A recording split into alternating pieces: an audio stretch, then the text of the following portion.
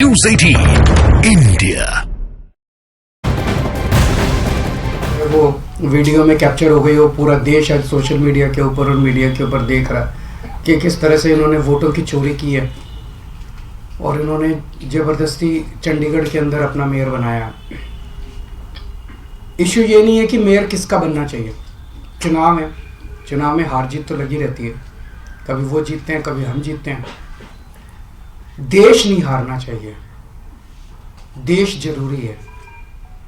जनतंत्र नहीं हारना चाहिए, जनतंत्र जरूरी है। पार्टियां आती जाती रहती हैं, नेता आते जाते रहते हैं, मेयर आते जाते रहते हैं, मेयर इंपॉर्टेंट नहीं है। इशू आज ये नहीं है कि हमारा मेयर बनना था, हमारा मेयर नहीं बना। इशू नहीं है कि इंडिया गठबंधन को आज जीतना था, वो नहीं जीता। इशू है कि सरेआम दिन दहाड़े इन लोगों ने इतनी गुंडागर्दी और बेईमानी से आज चंडीगढ़ मेयर का चुनाव जीता है कि अगर इसको पूरे देश ने मिलकर नहीं रोका तो आने वाले समय के अंदर ये देश के लिए बहुत खतरनाक है। 2 साल पहले चुनाव हुए थे चंडीगढ़ के म्यूनिसिपैलिटी के। उसके आंकड़े ये हैं कि 13 हमारे काउंसलर हैं, 7 कांग्रेस के हैं, 15 इनके हैं और एक अकाली दल का है जो इनके साथ है, तो 16 इनके हैं। 13 हमारे, 7 कांग्रेस के और 16 इनके, टोटल 36 हैं। अभी तक कांग्रेस और हम अलग अलग लड़ते थे, तो 2 साल से जाहिर तौर पे 16 इनके थे, 13 हमारे थे, 7 कांग्रेस के, तो 2 साल से इन्हीं का मेयर और इन्हीं का डिप्टी मेयर बन रहा था। स्टेट कैलकुलेशंस है, स्टेट इस बार इंडिया गठबंधन के तहत कांग्रेस और आम आदमी पार्टी साथ आ गई, तो स्टेट इलेक्शन था, 20 हमारे थे, 16 उनके थे। इसमें कोई बहुत बड़ी गणित नहीं थी, इसमें कोई बहुत बड़ा वो नहीं था। लेकिन शुरू से इनकी नीयत खराब थी, शुरू से इनकी नीयत खराब थी। जब से चुनाव ऐलान हुए, सबसे पहले तो इन लोगों ने प्रिसाइडिंग ऑफिसर, अपनी पार्टी के एक कार्यकर्ता को, अपनी पार्टी के एक ऑफिस बेरर को, पदाधिकारी को इन्होंने प्रिसाइडिंग ऑफिसर घोषित कर दिया। उसके बाद जब चुनाव की तारीख तय हुई, 18 जनवरी को चुनाव था, अचानक 18 जनवरी को इनका पदाधिकारी जो था, ये प्रिसाइडिंग ऑफिसर, ये बीमार, बोला मैं बीमार हो गया, अस्पताल में चला गया और चुनाव इंडेफिनेटली टाल दिए गए। हम कोर्ट गए और कोर्ट से हम लोग तारीख तय करवा के लाए। इस दौरान इन्होंने हमारे और कांग्रेस के काउंसलर्स को खरीदने की, डराने की, धमकाने की बहुत कोशिश की, जैसे कि पूरे देश भर में करते ही हैं। इनकी फितरत है, हर जगह करते हैं। लेकिन किस्मत से एक भी नहीं टूटा और आज चुनाव हुए, चुनाव होने थे, चुनाव हुए। कोर्ट के डायरेक्शंस के बावजूद इन लोगों ने जो बदमाशी की, हम सब देखते हैं कि चुनाव तो हुआ, लेकिन जब चुनाव की वोटों की गिनती होती है, चाहे राज्य स्तर का चुनाव हो, चाहे देश का चुनाव हो, गिनती के वक्त हर पार्टी का एजेंट वहां बैठा होता है। ट्रांसपेरेंट तरीके से गिनती होती है, सबके सामने वोटों को ऐड वो किया जाता है, वोट मशीन खोली जाती है, मशीन का नंबर बताया जाता है, दिखाया जाता है। उसके बाद वोट जब उसको टोटल किया जाता है, मशीन का दिखाया जाता है भाई किस पार्टी को कितने वोट मिले, सब कुछ दिखाया जाता है। और सारी पार्टियों के एजेंट बाकायदा अच्छे से देखते हैं। यहाँ भी प्रोसीजर ये था, कानून में ये था कि हर पार्टी का एजेंट वहाँ बैठेगा और पार्टी का एजेंट को, जैसे दिल्ली में भी एमसीडी के चुनाव हुए, एमसीडी के मेयर का चुनाव हुआ, वो भी बैलेट पेपर से होता है, तो वो सारे एजेंट बैठते हैं, एक एक वोट बाकायदा सभी एजेंट्स को दिखाए जाते हैं। अगर किसी एजेंट को कोई आपत्ति करनी हो, भाई ये वोट इनवैलिड है, तो वो सबको दिखाया जाता है। अगर कोई एजेंट कहता है ये वोट इनवैलिड है, सबको दिखाया जाता है, सब उस पर अपने अपने तर्क देते हैं और प्रिसाइडिंग ऑफिसर अपनी उस पर रूलिंग देता है। एक तरह से क्वासी जुडिशियल वो करता है कि उस पर रूलिंग देता है।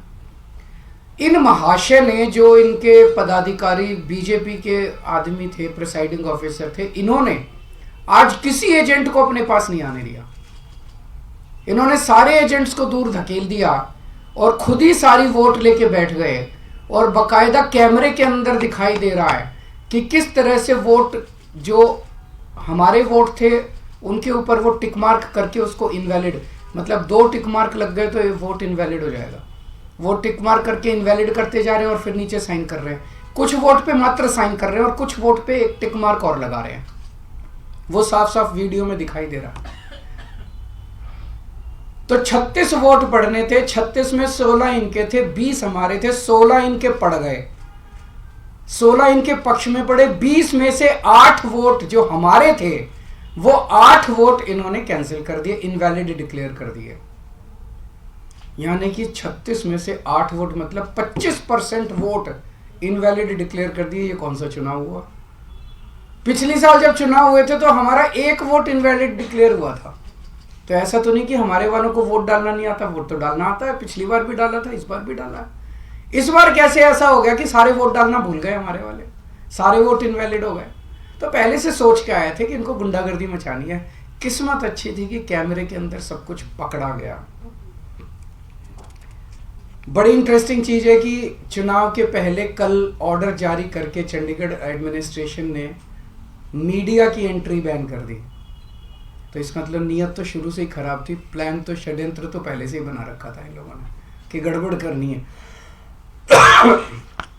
इतने बड़े स्तर के ऊपर चंडीगढ़ के मेयर के चुनाव के लिए आज तक कभी भी इतनी वोट इनवैलिड नहीं डिक्लेयर की गई। 36 में से 8 वोट इनवैलिड मतलब 25% वोट। अगर इनसे 36 वोट काउंट करने में इतनी बड़ी धांधली कर रहे हैं, देश का जब बड़ा चुनाव होगा उसमें तो 90 करोड़ वोट पड़ते हैं, उसमें तो पता नहीं किस लेवल की धांधली करते हैं ये लोग। और 25% क्या, अगर उस चुनाव में तो 5-6% की भी वोट अगर इधर उधर हो जाए तो सब। तो आज का चुनाव ये दिखाता है कि किस तरह से ये जीतने के लिए, सत्ता पाने के लिए किसी भी हद तक जा सकते हैं। बड़े चुनाव में लोग तो कह रहे हैं ईवीएम तो होगा ही होगा गड़बड़। मुझे लगता है ये कुछ भी करते होंगे, वोटर लिस्ट ये फर्जीवाड़ा करते हैं, फर्जी वोट डलवाते होंगे, ये ईवीएम करवाते होंगे, सब कुछ करते होंगे जीतने के लिए। और मैं ये सोच रहा था कि अगर भगवान की दया से उसके बावजूद भी अगर ये नहीं जीते और हार गए तो ये ट्रंप की तरह कुर्सी नहीं छोड़ेंगे। फिर ये मतलब उस दिन कुर्सी से चिपके रहेंगे, चाहे मार्शल लॉ लागू करना पड़े देश में, ये कुर्सी नहीं छोड़ने वाले। तो ये देश के लिए जो आज दिखा, पूरे देश के अंदर, पूरे देश ने देखा, सारी मीडिया ने चलाया, ये बहुत खतरनाक है। और हम सब लोगों को, जो लोग इस देश से प्यार करते हैं, हम सब लोगों को इसका पुरजोर विरोध करना है और इन सबको रोकना है।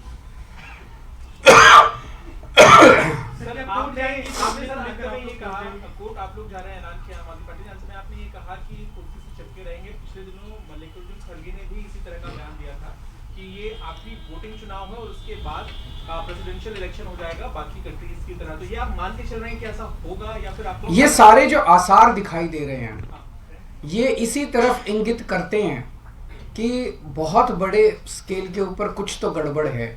अगर एक 10 बाई 10 किलोमीटर का छोटा सा शहर चंडीगढ़, उस चंडीगढ़ के छोटे से शहर के अंदर एक छोटे से मेयर का चुनाव, उसके अंदर अगर ये इस किस्म तक, इस हद तक नहीं गिर सकते हैं तो बड़े चुनाव के लिए तो किसी भी हद तक जा सकते हैं लोग। तो आप इस बात का समर्थन कर रहे हैं कि ईवीएम जो है उसमें भी अब गड़बड़ी करने की सरकार? देखिए, अभी जो कई सारे मैंने देखे हैं वीडियोस, कई सारे, उसके ऊपर एक दिन अलग से चर्चा कर सकते हैं। सर, इसके अलावा इंडिया गठबंधन को लेकर आगे भविष्य में सीट शेयरिंग को लेकर भी चर्चा चल रही है और आप भी लोकसभा चर्चा अच्छी चल रही है और बहुत जल्दी मुझे लगता है कि हमारे भी कुछ ना कुछ नतीजे आएंगे। कई राउंड ऑफ डिस्कशन हो चुके हैं। सर, इस चुनाव के बाद इंडिया गठबंधन के नेताओं से, खासकर कांग्रेस के लीडर से क्या आपकी बात हुई है? क्योंकि एक प्रेस कॉन्फ्रेंस तो पवन बंसल थे, अभी बैठे थे, तो जो भी करने की जरूरत पड़ेगी वो करेंगे। आज मेरा मकसद चंडीगढ़ का मेयर इम्पोर्टेंट नहीं है देश के लिए। चंडीगढ़ का मेयर आम आदमी पार्टी का बने, इसका बने, उसका बने, इम्पोर्टेंट नहीं है। पर इम्पोर्टेंट है जो लोग गुंडागर्दी करके चुनाव जीतेंगे वो गुंडागर्दी का ही प्रशासन लेके आएंगे, वो आपके शहर में गुंडागर्दी मचवाएंगे। जो ईमानदारी से वोट जीतेंगे, ईमानदारी से चुनाव लड़ेंगे, वो शासन में ईमानदारी लेके आएंगे। आज इन्होंने जिस तरह से सरेआम गुंडागर्दी, अरे वोट, आपके वोट, जो वो अधिकारी है प्रिजाइडिंग ऑफिसर, उसके खिलाफ तो फोर्जरी का, फ्रॉड का, सेडिशन का मुकदमे चलने चाहिए। नॉन पेलेबल ऑफेंस है। उसने फ्रॉड करके सबके वोट बदल दिए उसने। ये कैसे परमिसिबल है? जनतंत्र तो सुप्रीम है। वोट तो एक तरह से बहुत सैक्रोसैंक्ट है किसी का भी वोट। आपने काउंसलर्स के वोट बदल दिए। काउंसलर्स के वोट पे टिक मार्क करते जा रहे हो और साइन करते जा रहे हो, टिक मार्क करते। ये क्या है? सरेआम गुंडागर्दी। ना वोट को मानते, ना किसी प्रोसेस को मानते, ना कानून को मानते, ना संविधान को मानते। सर, बिहार से लेकर झारखंड तक ईडी कार्रवाई कर रही है, और हेमंत सोरेन हो चाहे तेजस्वी यादव हो, इस पर एक प्रतिक्रिया आप दे दीजिए। क्या आपका कहना है कि ईडी इतने बड़े स्तर पे कार्रवाई क्यों कर रही है? मैं आपसे ही पूछना चाहता हूं कि क्यों कर रही है। एक इन्होंने माहौल ये बनाया पूरे देश के अंदर, अब राम मंदिर का वो उद्घाटन हो गया, राम मंदिर का, अब तो इतनी सीट आएंगी और इतनी सीट आएंगी। अगर इतनी सीट आ ही रही थी तो ईडी की क्या जरूरत थी? फिर ये सब नौटंकी करने की क्या जरूरत थी? इसका मतलब इतनी सीट नहीं आ रही है। इसका मतलब ईडी की भी जरूरत है, फर्जीवाड़े की भी जरूरत है, गुंडागर्दी करने की भी जरूरत है, तब सीट आएंगे इनकी। अगर अपने आप सीट आ रही होती तो क्यों करते ये इतना सारा? क्यों ईडी पीछे भेजते? क्यों नीतीश जी को तोड़ते? क्यों उधर एनसीपी तोड़ते? क्यों शिवसेना तोड़ते? क्यों सबके पीछे ईडी छोड़ते? ये इसलिए कर रहे हैं क्योंकि इनकी सीटें नहीं आ रही हैं। लोग इनसे परेशान हो चुके हैं, लोग फेडअप हो चुके हैं। इंडिया गठबंधन की सीट शेयरिंग ठीक से हो गई तो इंडिया गठबंधन इनको, आज अगर चुनाव ईमानदारी से हो जाता, इंडिया गठबंधन का सीधा सीधा था, 16 वोट इनके थे, 20 हमारे थे, हम इंडिया गठबंधन की पहली जीत होती। लेकिन ये तो इस तरह से गुंडागर्दी करके, बेईमानी करके चुनाव जीत रहे हैं। सीधा सीधा था। आज का चुनाव तो बड़ा सिंपल और स्ट्रेट था। हमारा एक भी आदमी नहीं बिका। 20 वोट थे हमारे, इनके 16 वोट थे। तो आज का चुनाव तो इंडिया गठबंधन जीत ही रहा था।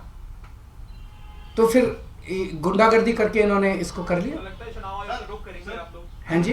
चुनाव आयोग का आप रुख करेंगे इस मामले में, या जिस तरह से आप कह रहे हैं, आशंका जता रहे हैं कि ईवीएम को लेकर भी है और बाकी चीजों को लेकर, लगता है कि वो एक बहुत अलग, बहुत बड़ा मुद्दा है। किसी दिन बात करेंगे आपसे ईवीएम का। इसी में एक एडिशन है। इंडिया ब्लॉक की पिछली बैठक में आप लोगों ने तय किया था कि इलेक्शन कमीशन के पास डेलीगेशन जाएगा और जो वीवीपैट के पर्चियां होती हैं उसको बैलेट पेपर के तौर पर, मेरे ख्याल से इंडिया गठबंधन की तरफ से रिप्रेजेंटेशन भेजा जा चुका है। तो उस पर मुझे